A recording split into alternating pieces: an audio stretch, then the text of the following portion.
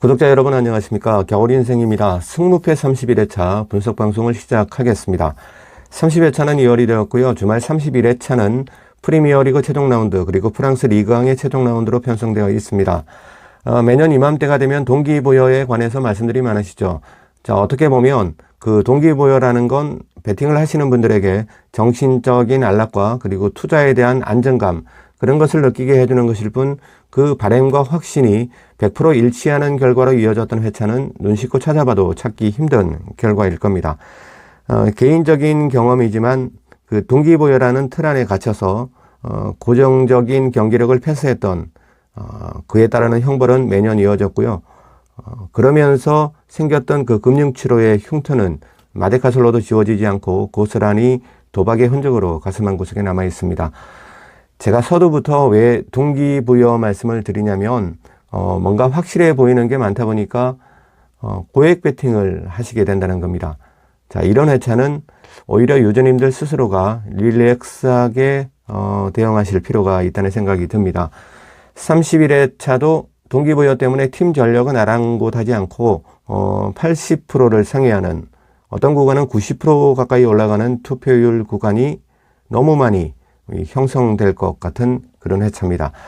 자, 이런 구간에서 몇 개만 부러뜨리고 비슷한 전력의 접전이 예상되는 구간을 단통으로 찍으면서 소액으로 고액 적중금을 노려볼 수 있는 방법, 그러한 쪽으로 포커스를 맞춰서 분석 방송을 해보겠습니다. 한 가지만 곁들여 본다면 그 31회차에 참전하는 28개 팀 가운데 동기부여가 없는 팀은 단 한 팀도 없습니다. 축구라는 건 기본적으로 승리하고자 하는 동기부여를 가지고 시작하는 스포츠고요. 시즌 내내, 그러니까 팀 전술에서 열애되었던 선수들에겐 그라운드에서 뛰는 것 자체가 무엇보다 큰 동기부여입니다. 또 하나는 어떠한 목적이 구축되었을 때 그 목적을 이루고자 하는 간절한 마음을 경기력에 묻어내고자 하는 움직임이 동기부여가 아닌가, 그런 생각이 듭니다. 자, 오늘 이 시간 승무패 31회차 분석방송 일부 시간에서는 후자에 소개해드린 목적에서 수반되는 특수한 동기부여를 가지고 출전하는 팀의 이변 구간을 유추해보는 시간으로 독자님들과 함께 해보도록 하겠습니다.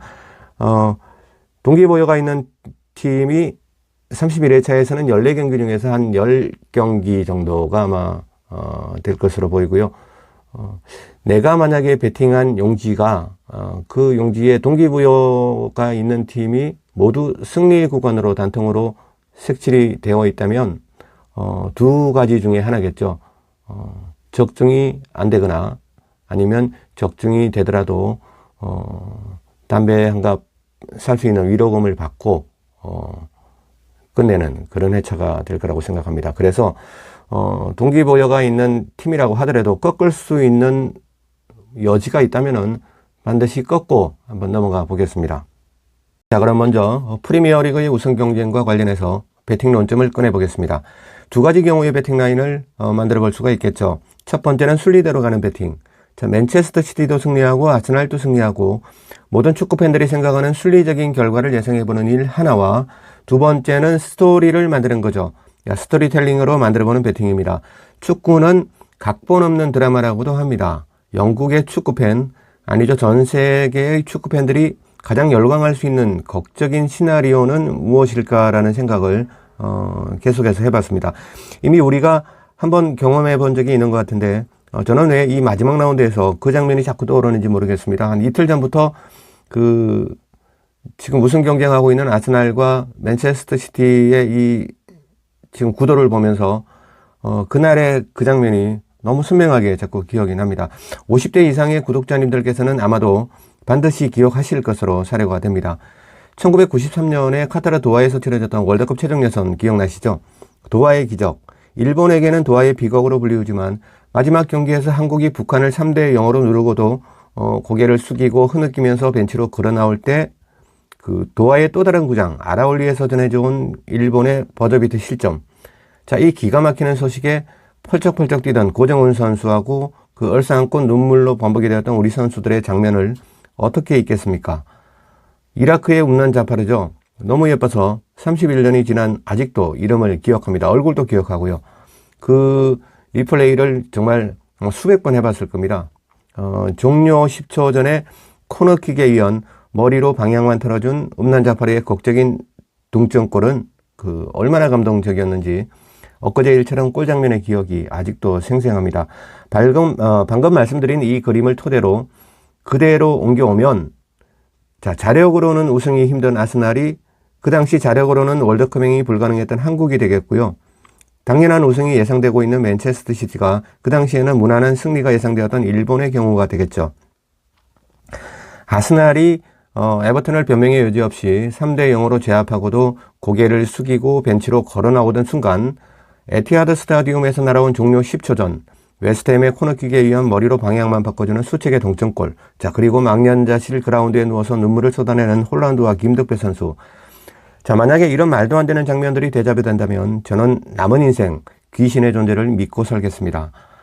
성점 동률의 골득실로 극적인 우승컵을 들어올리는 아스날의 모습과 정말 데칼코마니 같이 성점 동률의 골득실로 94년 월드컵 본선에 극적으로 진출했던 대한민국의 모습이 왜 자꾸 오버랩되는지 상황은 너무나 똑같습니다. 일본이 비기고 한국이 성점 동률의 골득실로 94년 월드컵 본선에 진출했듯이 아스날도 맨체스터가 시티가 비기면서 승점이 똑같고 골득실로 아스날이 우승을 하는 모습. 만약에 정말 이런 시나리오가 현실이 된다면 정말 귀신이라든지 그런 영적인 부분들이 아마 저는 죽는 날까지 믿고 살 것 같습니다. 이게 정말 똑같이 나올 수가 있을까요? 아무튼 그런 경우가 있었다는 것은 그만큼 현실로서도 가능하다는 이야기겠죠. 웨스트햄이 그렇게 허접한 팀도 아니고요. 31년과 단지 한 가지 다른 점이 있다면 일본을 상대했던 이라크는 우리나라와 아무런 관계가 없었지만 맨체스터 시티가 상대해야 할 웨스트햄은 아스날과 같은 런던 팀이라는 부분입니다. 그리고 이틀 전인 수요일에 런던에서 토트넘을 상대하고 돌아온 맨체스터 시티와 지난주 토요일부터 런던에서 푹 쉬면서 팅카팅카 하다가 넘어오는 웨스트햄이라는 부분. 자, EPL 감독들의 까칠한 형님 모예스 감독의 고별 경기까지. 자, 이날 웨스트햄의 경기는 모예스 감독의 고별 경기입니다. 이 웨스트햄 선수들이 건성건성 뛰지는 않을 거라는 부분. 자, 등등. 굳이 이변의 시놉시스를 만들려고 한다면 구색은 충분히 갖추고 있는 웨스트햄이지 않을까 싶고요. 그래도 추천은 당연한 그림. 시청자님들께 추천해드리는 그림은 당연한 맨체스터 시티의 승리 구간으로 추천드리니까 경기 끝나고 나서 지난번처럼 다른 경기 많은데 왜 이런 당연한 경기를 투마킹 하느냐 말씀하시는 건 답변을 사절하겠습니다. 배팅은 맨체스터 시티의 승리로 추천드릴게요. 그러니까 하지만 소액 배팅 유저님들께는 한 번쯤 고려해 볼 만한 하이리스크 하이리턴 구간이 아닐까 조심스럽게 전망을 해보겠습니다. 6번 경기에 겨울인생 개인적으로 저도 마킹 구간은 승무 더블픽으로 가져가 보겠습니다. 순리와 독식을 함께 노려볼 생각입니다. 자, 다음은 프리미어리그의 두 번째 이슈 유로파 컨퍼런스 티켓의 경쟁 구도로 한번 가보겠습니다. EPL의 유로파와 컨퍼런스 티켓의 주인공은 토트넘과 첼시 그리고 뉴캐슬과 맨유의 경쟁 속에서 4팀 중 3팀은 유럽컵으로 가고요. 한 팀은 집으로 가게 됩니다. 자, 매년 시즌이 끝난 후에 펼쳐지게 되는 FA컵 결승전. 올해는 다음 주 토요일인 25일에 웸블리에서 치러지죠. 자, 이 결승전에서 맨체스터 시티가 우승을 하게 되면 맨시가 획득하게 되는 유로파 티켓은 6위에게로 가게 됩니다. 그리고 당연하게 컨퍼런스의 주인공은 7위까지 범위가 넓어지게 되는 거겠죠. 자, 토트넘이 셰필드에게 패하고 첼시가 본머스를 잡으면서 순위가 바뀌게 되더라도 토트넘의 유로파 티켓은 이동사항이 없겠습니다. 만약에 토트넘의 최악의 경우는 맨유가 맨시를 제끼고 우승을 하는 장면인데 그렇게 된다면 또 첼시에게 5위를 내주더라도 컨퍼런스 티켓은 토트넘이 가져갈 수가 있습니다.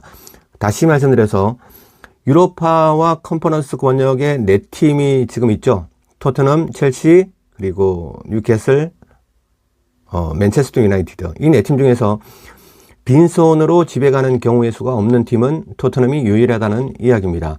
첼시도 자신들이 본머스에게 패하고 뉴캐슬이 브랜트포드에게 승리하면 뉴캐슬과 6, 7위 자리를 바꾸게 되겠죠. 꼴득실에서 아무래도 뉴캐슬에게 밀리니까. 자, 이 장면에서 맨유가 FA컵을 우승해버리면 첼시는 또 빈손이 됩니다. 자, 만약에 맨유가 8위로 시즌을 마치고 FA컵을 집어던다면 7위는 죽은 수방 불알만지는 꼴이 되기 때문에 뉴캐슬도 비록 원정이지만 승리를 위해서 전진해야 할 겁니다. 자, 맨유도 마찬가지입니다. 소나기에서 만지작거리는 건 많지만 아무것도 못 먹고 빈손으로 시즌을 마칠 수가 있는 맨체스터 유나이티드고요.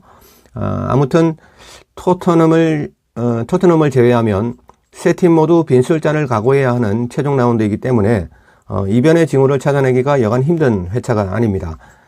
뒤늦게 발동이 이끌린 듯한 느낌의 첼시는 상대가 이라올라의 본머스인데도 투표율이 90%에 육박한다는 게 믿기지 않는 현실이고요.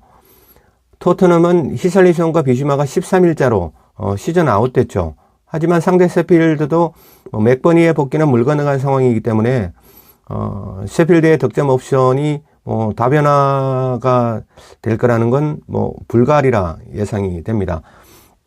그러니까 코스테코 감독이 세필드의 득점이 일어나는 루트를 가늠할 수가 있다는 거겠죠. 맥버니 선수 말고도 선수들은 있지만 그래도 한 팀이 가져갈 수 있는 그 득점 루트, 득점 옵션의 다변화는 세필드로서는 좀 불가하리라 예상이 됩니다. 그래도 언제 다시 또 세필드가 빅리그에서 뛰어볼지 기약이 없잖아요. 그래서 이 고별 경기에 나서는 세필드의 라인업들, 이들의 정신무장은 새롭지 않을까 그렇게 생각을 해봅니다. 두 경기 중에서 첼시와 보머스의 경기, 그리고 셰필드와 토트넘의 경기, 이 두 경기 중에서 이변을 노려보고 싶은 구간은 그 투표율 구간만 보면 첼시를 노려보고 싶은데 그래도 승승장구의 흐름 속에서 돌고 있는 첼시보다는 자중질환 뉴스가 팀 내 기본 뉴스 같은 토트넘의 어이없는 무승부, 그리고 어이없는 패배, 이런 구간으로 욕심을 한번 뻗쳐보겠습니다. 자, 다음은 마지막 세 번째, 프리미어리그에서 강등 관련 문제는 루튼타운과 풀럼의 마지막 라운드가 경기의 룰이 핸드볼 규칙으로 변경되지 않는 이상 루튼타운과 번리, 세필드는 월요일 새벽이 언제 다시 체험할지 모르는 빅리그의 마지막 경기들입니다. 자, 이 또한 갖다 붙이면 또 다른 동기부여가 되겠지만 빅리그와 기약 없는 그 이별을 하게 되는 세 팀이 공교롭게도 모두 홈에서 피날레전을 갖게 되는 최종 라운드입니다. 이 세 팀의 홈 경기로 펼쳐지는 2번, 5번, 7번 경기는 과연 어떤 결과로 저희들에게 찾아올까요? 매 시즌마다 강등되었던 팀들의 시즌 마지막 홈 경기는 어떤 사연의 팀을 만나서 어떠한 결과물들을 내어놓았는지 지나간 시즌들의 데이터를 분석해보고 멤버십 회원님들의 전용 채널로 다시 한번 찾아뵐 거고요. 지금 화면에 나와 있는 1번 경기를 한번 보겠습니다. 1번 경기는 뉴캐슬의 승리하고자 하는 동기나 상대의 전적에서의 우월감은 인정해주고 싶습니다. 하지만 올 시즌에 뉴캐슬이 거둔 전체 승리 숫자가 17승. 자, 17번의 승리 가운데 원정에서 거둔 승리는 단 5승뿐입니다. 이 원정 승리가 30%의 확률에도 건져가지 못하는 강팀이라는 건 있을 수가 없겠죠. 그래서 어떤 급조된 강팀의 어떤 전형적인 모습을 보여주는 그런 그 결과치라고 생각해 보시면 될 것 같습니다. 아무리 경기력이 들쭉날쭉한다 하더라도 유럽컵을 노리는 팀이 원정 승리가 30%도 육박하지 않는다는 부분은 분명히 그 팀에게 문제가 있다는 그런 생각입니다. 제 아무리 날고기는 뉴캐슬의 동기부여라 하더라도 쉽게만 접근할 수 없는 매치업이라는 생각이 들고요. 브랜트포드는 시즌 중반기에 그 팀이 굉장히 힘들어했었죠. 그때 그 힘들어할 때도 변함없는 응원으로 일관해 주었던 지테크 커뮤니티에 런던 팬들이 있었죠. 라리가의 그라나다처럼 지독히 어려웠던 팀의 역사 속에서도 소박하지만 한결같은 지지를 보내주었던 올드 팬들에게 기쁨을 선물하고 싶은 브랜트포드의 용맹스러운 전사들로 생각이 듭니다. 자연히 예상해 볼 수 있는 뉴캐슬의 승리 구간과 충직스러운 홈팬들에게 승리의 그라운드를 선물하고 싶은 브랜트포드의 승리 구간을 함께 방어를 하면서 리스크를 줄여보겠습니다. 자, 그리고 4번 경기는 본머스에서 한 시전을 감독을 했죠. 그리고 울버햄튼에서 또 한 시전 감독. 이래서 2년차, 이제 3년차가 되겠죠. 그 울버햄튼의 게리 오닐 감독이 대선배 감독님이신 클럽과의 의미 있는 경기에서 일부러 힘을 뺄리는 만무하겠지만 결코 타이트한 압박 시전만큼은 펼치지 않을 것으로 사료가 됩니다. 신사적인 경기를 하겠다는 거죠. 실력 대 실력으로. 정상적인 테크닉과 테크닉의 경연장이라면 클럽의 아이들에게 조금 더 높은 점수를 주고 싶습니다. 자, 이렇게 해서 겨울 인생의 축구 이야기 채널에서 편성해드린 승무패 31회차 동기부여의 함정 일부 시간이었습니다. 도움이 되셨다면 구독과 좋아요 부탁드리고요. 저는 그 프랑스 리그왕 34라운드 분석 방송으로 2부 시간에 다시 찾아뵙겠습니다. 지금까지 겨울 인생이었습니다. 감사합니다.